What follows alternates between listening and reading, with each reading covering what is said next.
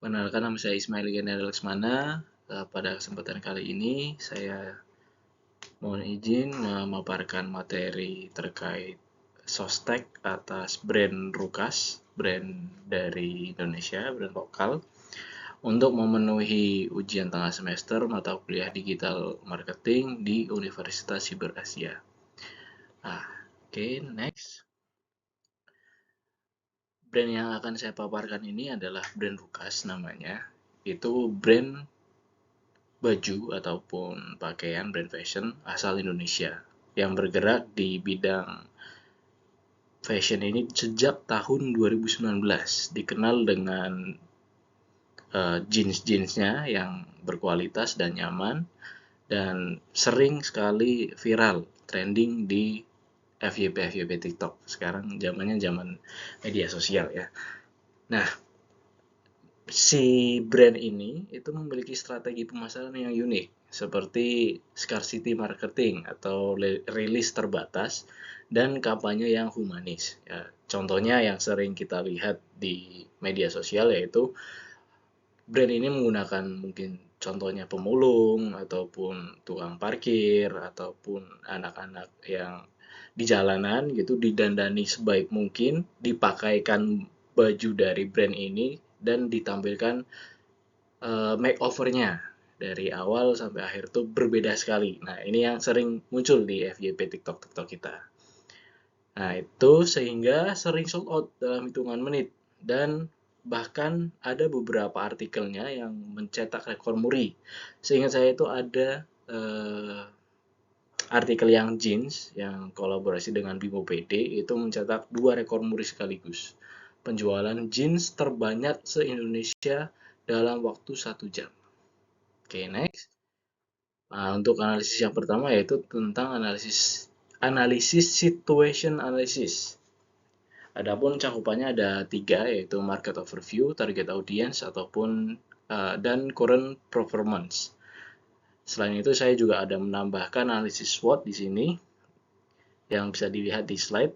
Nah, adapun market overview atas brand Rukas ini, kita tahu bersama bahwa brand fashion, apalagi zaman sekarang itu sangat banyak sekali brandnya. Maka brand ini bisa dibilang kompetitif dan banyak saingannya.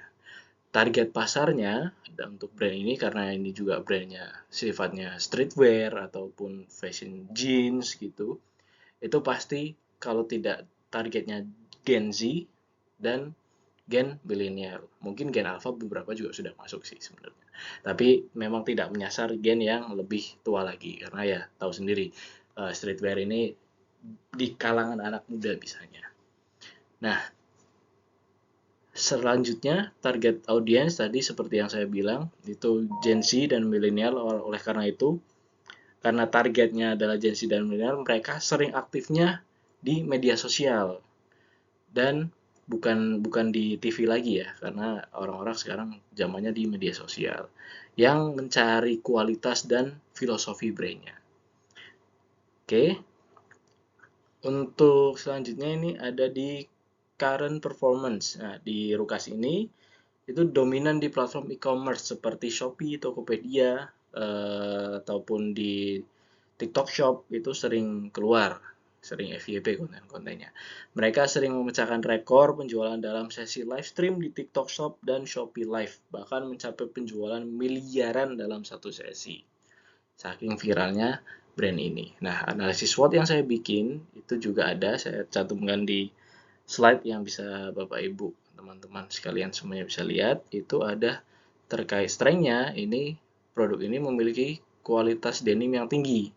Selain itu juga komunitas dan pelanggannya juga dikenal dengan royal. Dikenal royal, disebut dengan Rukas Family. Kelemahannya itu keterbatasan stok produksi, tapi walaupun ini sebenarnya sih strategi sih dari pemilik brand untuk memberikan kesan terbatas ataupun limited. Nah, itu mungkin nanti akan saya jelaskan di slide selanjutnya. Terus juga potensi isu produk palsu itu juga sering terjadi, apalagi marak di brand-brand fashion, produk-produk fashion. Selanjutnya, opportunity-nya dari brand ini yaitu ekspansi ke pasar global. Sesuai tagline-nya, nanti ada tagline, yaitu Go Global and Lead Local. Rukas ini punya lead seperti itu. Lalu, selanjutnya opportunity-nya ada memiliki kolaborasi ataupun crossover dengan brand ataupun komunitas lain. Ataupun influencer tadi yang seperti saya sebut di awal, Bimo PD. Nah, selanjutnya ada threat ataupun ancaman, yaitu terkait persaingan harga dengan brand impor. Selanjutnya ada perubahan tren fashion yang selalu cepat mengikuti perkembangan zaman. Oke, next. Nah, tujuan dari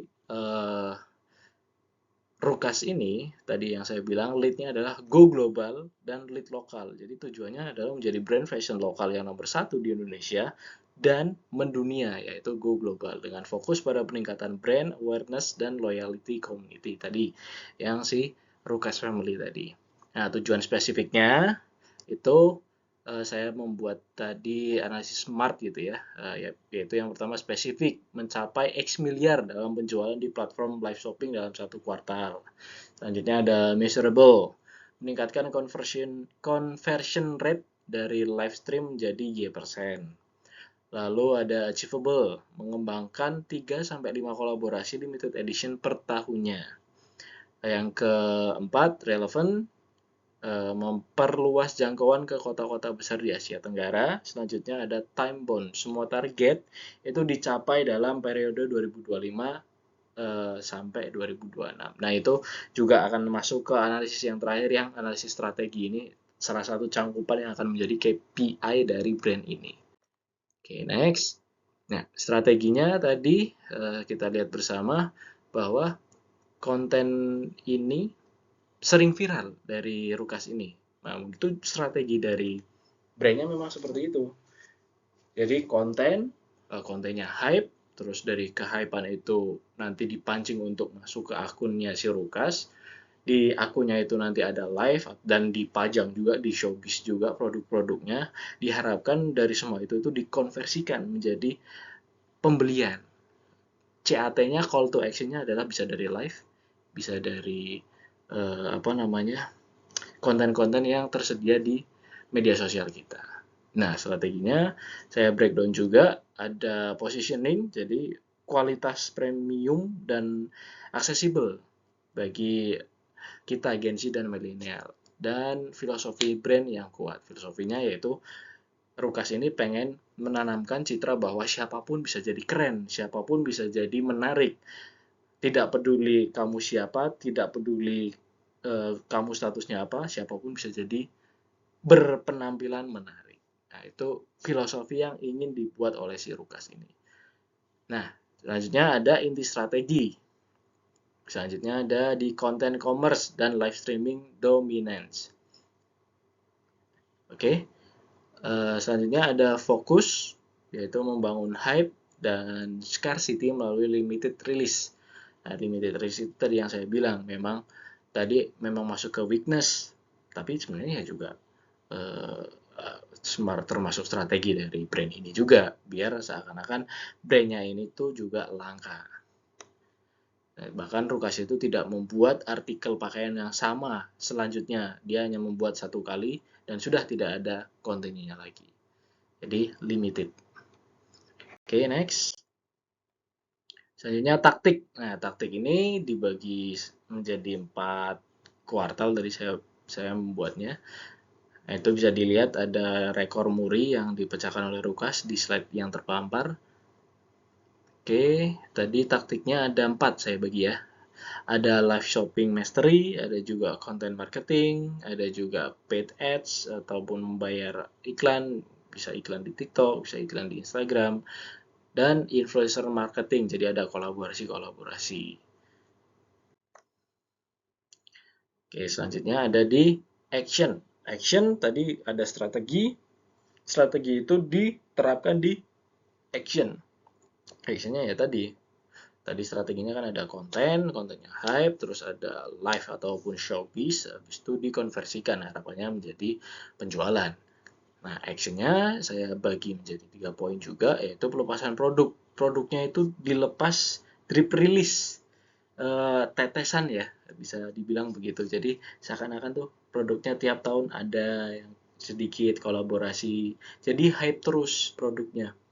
Dia tidak akan hilang hype-nya karena nanti kalau misalnya udah mulai sepi lagi, si brand ini bikin kolaborasi lagi, dirilis lagi yang limited edition, dirilis lagi yang limited edition. Jadi hype-nya diharapkan terjaga terus. Oke, selanjutnya action yang kedua ada di manajemen tim, yaitu ada di tim kontennya, yang tadi saya bilang sering FYP, lalu juga ada di tim live hostnya, dan juga di tim e-commerce operating yang bekerja dalam kecepatan tinggi ataupun agile ya.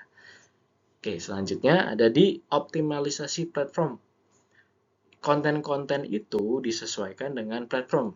Mungkin kalau misal bisa cek, ini saya juga ada menampilkan di slide, yaitu konten yang di TikTok terlihat lebih seperti video-video pendek, terus juga ada yang itu makeover. Kalau yang di Instagram itu foto-foto yang terlihat sangat estetik dan dipandang mata itu, wah keren sekali nih kalau misal pakai Rukas. Nah kalau yang di TikTok ya beda lagi, di Shopee beda lagi. Nanti bisa dilihat juga di sosial medianya Rukas itu disesuaikan oleh timnya, karena tergantung target audiensnya juga. Yang di Instagram mungkin lebih suka lihat fotonya kan, jadi yang dipajang adalah foto-foto showbiz-nya. Yang di TikTok ya video pendeknya itu yang viral-viral itu disesuaikan. Nah ini bagusnya si brand Rukas ini. Selain itu juga dari platform-platform ini tujuannya ya sama, sebab diharapkan mau dari TikTok mau dari Instagram itu dikonversikan menjadi penjualan. Dan dari semua media sosial tadi, mereka intinya adalah satu, menanamkan bahwa brand ini ingin melihatkan filosofi yang tadi saya sampaikan. Siapapun bisa berpenampilan menarik, lalu juga kualitas premium itu accessible untuk semua orang. Bisa dibeli oleh semua orang. Oke, next. Kontrol. Kontrol itu tadi yang saya bilang di bagian objektif itu dikontrol di sini. Apa-apa saja yang tadi di objektif itu dituangkan dalam KPI-nya tim Rukas. Jadi bisa lebih dikontrol lagi. Nah, KPI-nya ini, adapun KPI-nya itu saya breakdown menjadi 3 juga secara garis besar, yaitu GMV live ataupun total penjualan dari sesi live. Lalu juga ada engagement rate atau tingkat interaksi di TikTok ataupun di IG Reels. Selanjutnya ada di customer retention atau persentase pembelian ulang dari Rukas Family. Nah, tools-nya ya bisa macam-macam, bisa dari analitik bawaan e-commerce-nya, bisa jadi ada real-time monitoring-nya. Nah, itu dituangkan pada KPI si brand Rukas ini. Nah, mungkin kurang lebih seperti itu penjelasan terkait digital marketing dari brand Rukas ini, analisis sosteknya bagaimana. Sejauh ini sih saya melihat brand ini salah satu brand lokal yang bisa menerapkan analisis sostek dengan baik. Dia membuat konten yang bisa dibilang menimbulkan brand awareness kepada penonton-penontonnya, lalu juga menimbulkan ketertarikan. Bisa dilihat juga di Instagramnya ini saya paparkan followernya sampai 1,9 juta, dan tadi yang di TikTok juga kurang lebih sama ya, jutaan juga. Jadi brand ini bisa dibilang berhasil menerapkan sostek, dan itu penjelasan saya. Terima kasih atas perhatiannya. See you next time.